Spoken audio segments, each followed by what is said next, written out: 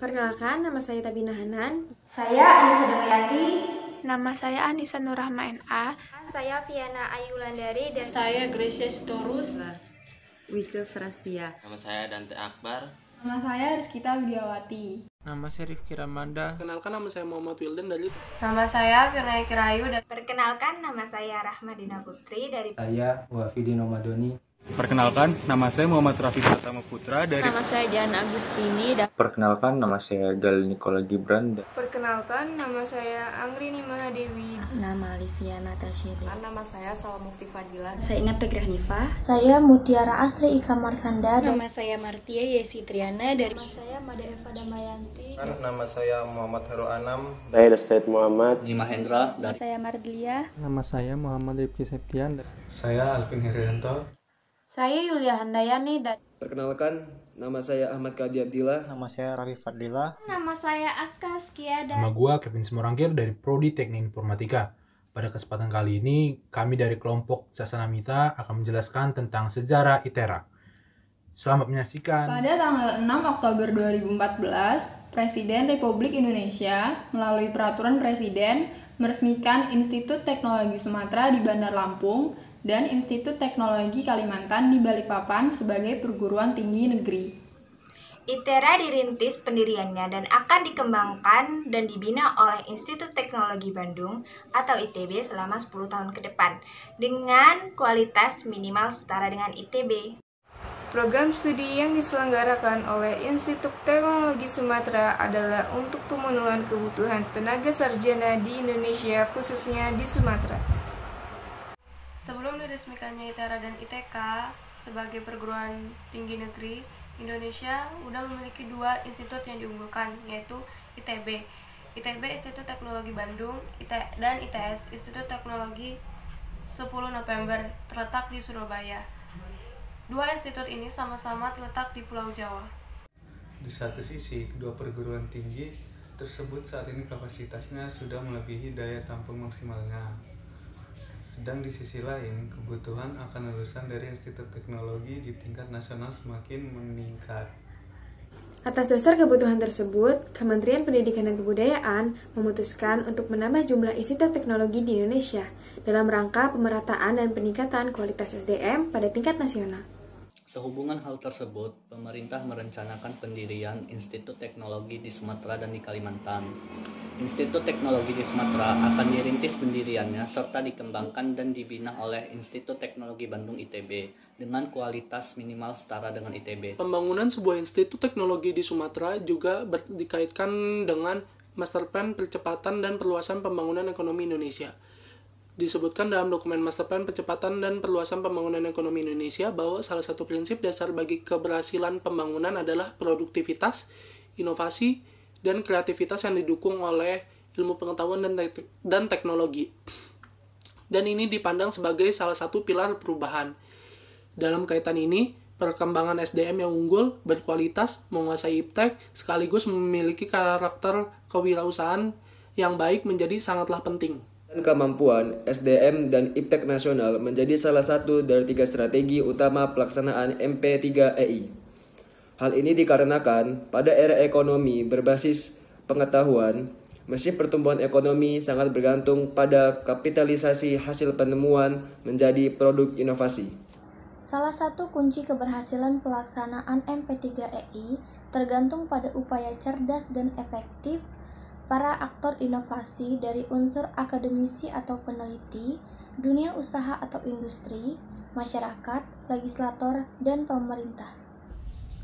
Beberapa pemikiran berikut harus diupayakan dalam perencanaan dan pemanfaatan secara cerdas potensi anak bangsa dalam rangka membangun Indonesia yang maju dan bermartabat, antara lain yaitu menciptakan sumber daya manusia yang berkompetensi, berkepribadian luhur, berharkat, dan bermanfaat melalui pendidikan, sains, teknologi, peran atau sosial, dan humaniora yang berkualitas. Optimalisasi sumber daya manusia berpendidikan S2 dan S3 yang telah ada, dan menambah 7.000 sampai 10.000 PhD di bidang sains dan teknologi secara bertahap dan terencana. Pengadayan laboratorium berstandar internasional baik di bidang ilmu dasar maupun terapan di perguruan tinggi, lembaga litbang LPK dan LPNK serta pusat riset swasta untuk kepentingan kemakmuran bangsa. Kerjasama internasional yang mendorong pemahaman dan penerapan ilmu pengetahuan dan teknologi, serta pemanfaatan berbagai best practice yang sudah dikembangkan di berbagai negara. Potensi sumber daya energi wilayah Sumatera seperti minyak bumi, gas bumi, batu bara, dan panas bumi terdapatnya tersebar dan berlimpah merupakan modal dasar dalam mewujudkan Sumatera sebagai lumbung energi, khususnya melalui pembangunan ketenaga listrikan dan penyediaan energi bahan bakar dan industri. Seperti yang terlihat pada gambar, Pulau Sumatera memiliki komoditas terbesar di kelapa sawit yaitu 62%, karet 22%, kelapa 10%, kopi 6%, dan tebu 1%. Dengan demikian, Pulau Sumatera ikut berperan dalam feeding the world. Distribusi potensi sumber daya minyak yang ada di wilayah Sumatera. Yang pertama ada Aceh, memiliki baler 135,3. Kedua ada non-third Sumatera, yang memiliki baler 117,9. Terus yang ketiga, Central Sumatera memiliki 4.533,5 baler. Southern Sumatera memiliki 886,8 baler. Yang terakhir adalah Natuna memiliki 407 baler. Dalam konteks strategi utama pelaksanaan MP3EI, sumber daya manusia yang berpendidikan menjadi kunci utama dalam mendukung pertumbuhan ekonomi yang berkesinambungan. Oleh karena itu, tujuan utama dalam sistem pendidikan dan pelatihan haruslah bisa menciptakan sumber daya manusia yang mampu beradaptasi dengan cepat terhadap perkembangan sains dan teknologi. Upaya percepatan pembangunan nasional, khususnya dalam bidang sains, teknologi, dan seni, memerlukan kesiapan penyediaan sumber daya manusia yang unggul. Untuk itu, Kementerian Pendidikan dan Kebudayaan memiliki program pendirian Institut Teknologi Negeri di Sumatera. Penyusunan proposal pendirian telah dilakukan pada tahun 2011. Institut Teknologi di Sumatera tersebut akan berlokasi di Kota Baru, Kabupaten Lampung Selatan, Provinsi Lampung. Status penyelenggaraan perguruan tinggi tersebut akan ditetapkan melalui keputusan Presiden. Berkenaan dengan rencana tersebut, berdasarkan penugasan dari Kementerian Pendidikan dan Kebudayaan, maka pada tahap awal, sambil menunggu selesainya pembangunan infrastruktur kampus, pengembangan dan penyelenggaraan akan dilakukan oleh ITB yang bekerjasama dengan seluruh pemerintahan provinsi di Sumatera. Sebagai langkah awal penyelenggaraan, ITB dan pemerintah daerah Provinsi Lampung melaksanakan seleksi penerimaan mahasiswa baru program Sarjana ITERA untuk tahun akademik 2012 dan 2013 melalui program mandiri.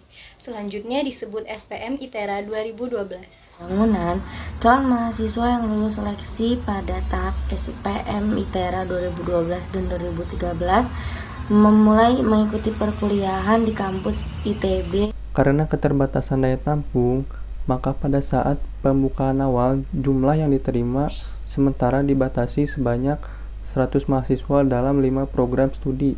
Setelah izin pendirian dari Presiden Republik Indonesia, maka kampus ITERA yang terletak di daerah Bandar Lampung dengan Kabupaten Lampung Selatan ini sudah siap dioperasikan secara penuh untuk kegiatan akademik.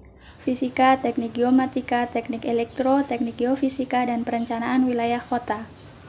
Angkatan 1 2012-2013 berjumlah 57 mahasiswa.